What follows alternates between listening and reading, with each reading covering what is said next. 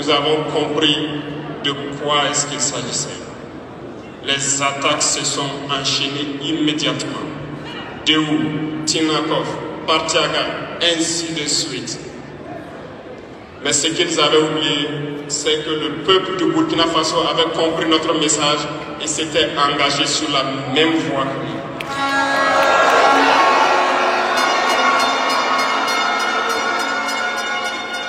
Nous nous sommes réorganisés rapidement et subitement, nous avons constaté que toutes les cellules dormantes terroristes se sont réveillées au Burkina Faso. On a réorganisé l'armée beaucoup plus vite, à une vitesse inégalée. Nous avons créé plusieurs unités et même si plusieurs autres sont à venir, nous les avons équipées. Et aujourd'hui, cet équipement se poursuit parce que dans les jours à venir, les mois à venir, ce que vous allez voir venir au Burkina Faso doit faire de notre armée une puissance à craindre.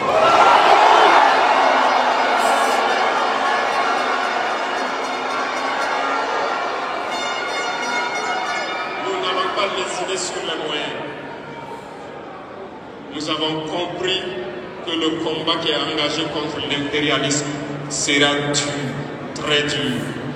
Mais seuls les durs vont passer et les Burkinabés sont des durs. Et nous allons passer.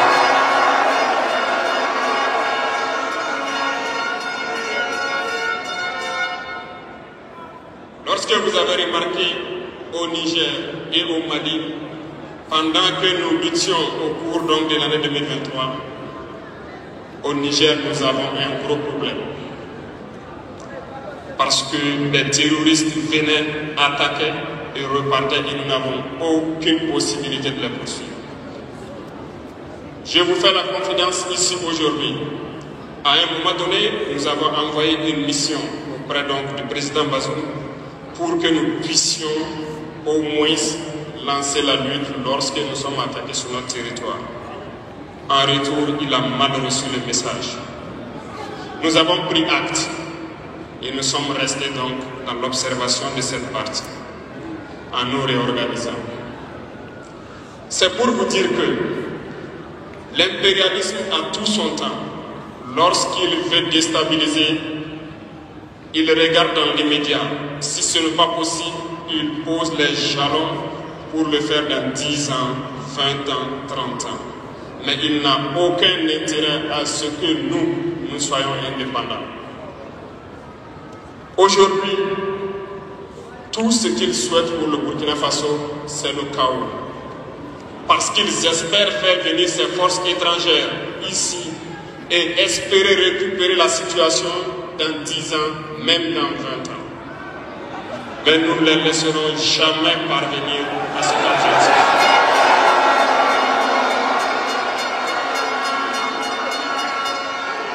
Voilà pourquoi nous avons mis en garde pendant plus d'un an les valets de cour, les esclaves de salon, pour qu'ils ne trahissent pas leur patrie au profit de l'impérialisme.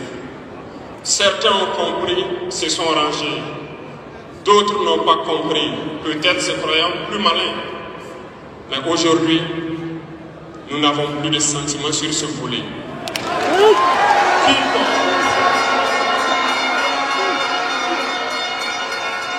Quiconque va trahir sa patrie au profit de l'impérialisme, il sera traité comme tel.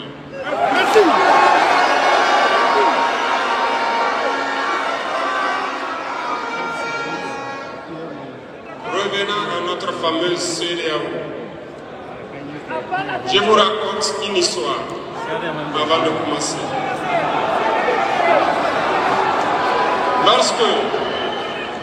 Lorsqu'il y avait l'esclavage, il y avait deux catégories, si on peut le dire. Les esclaves des champs et les esclaves des salons. Ceux des champs, ce sont ceux qui travaillent pour le maître, qu'on tue souvent, qu'on casse, qu'on traite très mal. Les esclaves des salons étaient ceux-là qui font le ménage, qui servent le thé, et un petit sourire du maître les suffit donc à jubiler et à trahir leurs frères.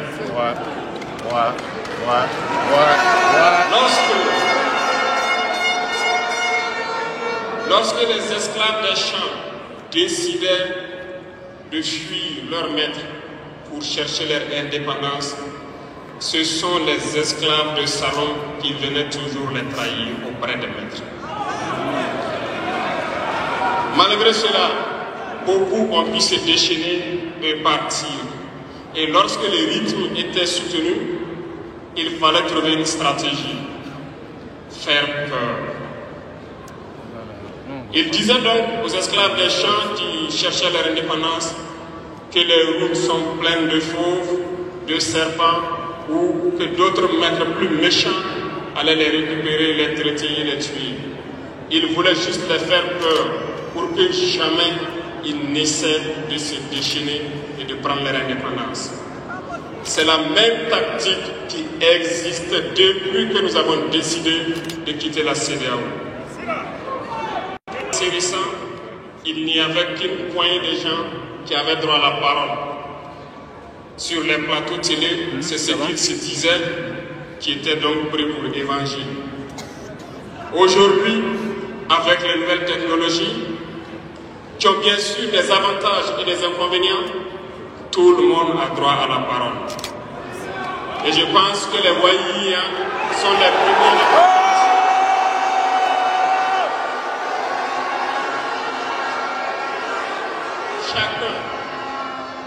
Chacun peut faire son analyse sur une situation. On peut certes se tromper, mais lorsqu'on vient vers nous pour comprendre, nous sommes bien ouverts pour vous expliquer les démarches. Ici, nous allons vous expliquer pourquoi nous avons quitté cette CEDEAO et vers où nous partons. Souvenez-vous. Et c'est en 1975 que ça a été créé. Et ça a été créé pour la majorité des chefs d'État putschistes, comme ils aiment le dire. C'était des militaires qui ont pris le pouvoir et qui ont pris les responsabilités pour créer la CEDEAO, pour qu'il y ait un véritable essor économique des peuples à l'intérieur de cet espace. Plus tard, les soi-disant démocrates se sont invités donc à la tête de nos États. Ils ont vidé complètement la communauté de son fondement. Lorsque le 26 juillet, le Niger a décidé de prendre son destin en main, nous étions surpris de voir la CEDEAO apparaître de je ne sais où avec une force en attente. Où était cette force? Lorsque des milliers et des milliers de Nigériens étaient tués par des terroristes, ils combattent depuis des années. Ce n'est pas une armée de défilé ou une armée de maintien de paix. Et les armées de l'AES ont décidé de s'unir. Nous attendons cette force en attente. Et nous sommes très bien capables. Nous avons fait beaucoup d'expériences cette année. Et je peux vous assurer que sur le volet alimentaire, le Burkina peut être autosuffisant. Tout pousse au Burkina Faso. Et nous avons de braves paysans. Nous mettrons tout en œuvre pour que nos paysans puissent labourer leur terre et cultiver dignement. Et que nous n'importions plus à manger.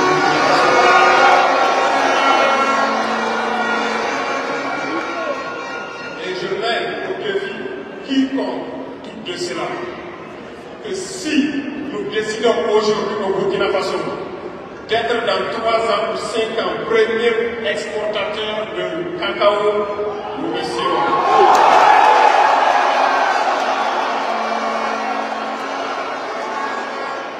Parce que nous pouvons. Je vous dis et je vous répète que tout pousse au Burkina Faso. On nous avait menti. Il n'y a pas à s'inquiéter. Sur l'industrialisation, plusieurs projets sont en cours pour 2024.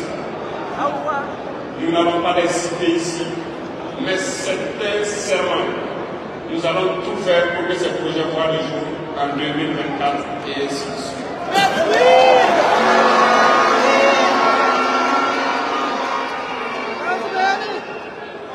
Lorsque vous prenez l'économie, certains, quand on les écoute, ça fait pitié. Ils n'ont même pas le courage de faire comprendre au peuple qu'il y a moins de 5% d'échanges économiques entre les États de la CEDEAO. Parce que tout ce que nous faisons venir vient de l'espace hors de la CEDEAO, nos importations pour la majorité. Et tout ce que nous exportons par hors de la CEDEAO. La malhonnêteté intellectuelle de certains font qu'ils ne peuvent pas le dire, parce qu'ils sont des esclaves de savon. Ils ne peuvent pas vous dire ça pour que vous soyez confiants. Mais je vous invite à rester confiants, sereins, imperturbables, parce que nous pouvons avoir cette indépendance tant sur le plan alimentaire, tant sur le plan industriel. C'est possible et nous sommes lancés sur ce chemin.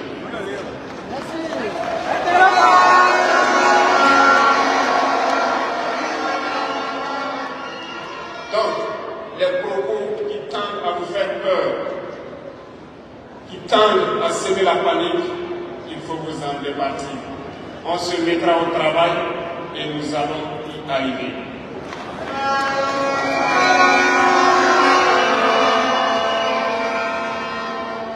Revenons donc à un aspect général dans l'Afrique. Thomas Sankara disait que l'esclave qui n'est pas capable d'assumer sa révolte ne mérite pas que l'on s'apitoie sur son sort.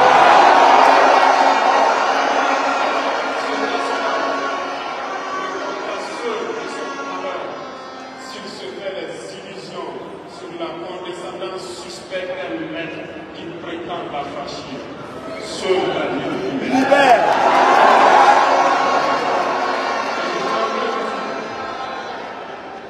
Et si vous se libérez, un esclave se fait des illusions sur la providence d'une croyance que son maître lui a imposée pour le maintenir dans les ténèbres.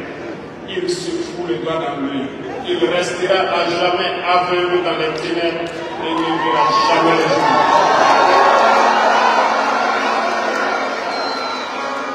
Dieu lui-même a dit, Dieu n'aime pas le paresseux. Dieu n'aime pas l'ignorant. Dieu n'aime pas celui qui ne se bat pas. Car dit-on, aide-toi et le ciel t'aidera.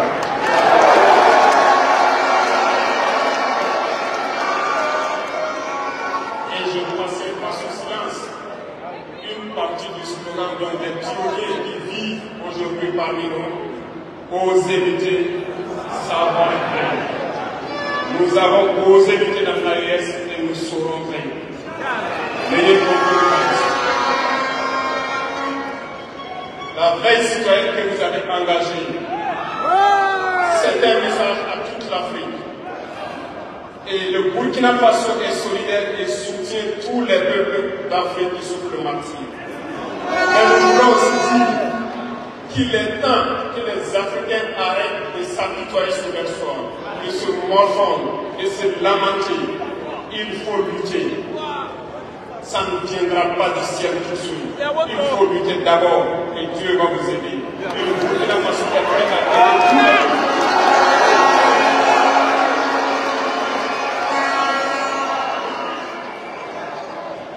tous les dites-leur à tous ces peuples qui se battent. Il est temps qu'ils disent la vérité à leurs dirigeants. Au Burkina Faso, lorsqu'il s'est agi pour nous de contribuer donc pour que le RDS soit équipé, les députés n'ont plus de salaire aujourd'hui. Ils n'ont que des indemnités de session. Les salaires des ministres ont été diminués au maximum et le peuple contribue. Vous ne pouvez pas lutter et vouloir que les dirigeants soient dans un luxe insultant. Les peuples doivent se réveiller et exiger cela de leur vie.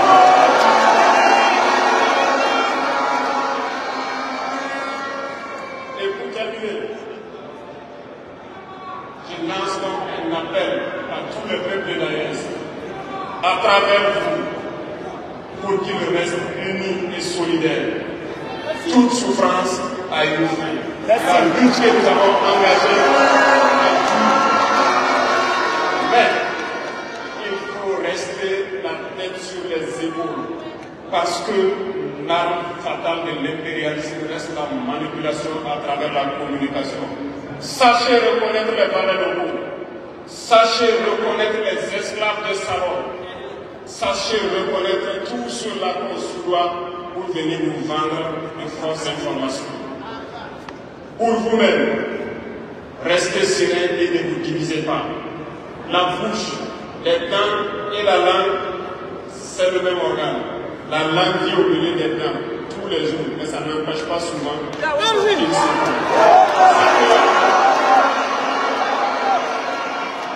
ça peut arriver, mais il faut surmonter les obstacles. Parce que l'impérialisme a 1000 manèges dans son sac. Vous devez être vigilant. Vigilant et très vigilant. Merci à vous les VDP dans les différentes villes qui veillent jour et nuit pour que notre patrie reste debout. Et donc rendez hommage tous les jours aux FDS et aux VDP qui se battent. Pour notre part, nous ferons tout ce qui est en notre pouvoir pour les donner le maximum de protection et qu'ils puissent mener cette lutte. Merci beaucoup pour votre attention. Merci à tous ceux qui se sont déplacés ici. Merci à ceux qui sont dehors qui n'ont pas pu accéder. La patrie, nous l'avons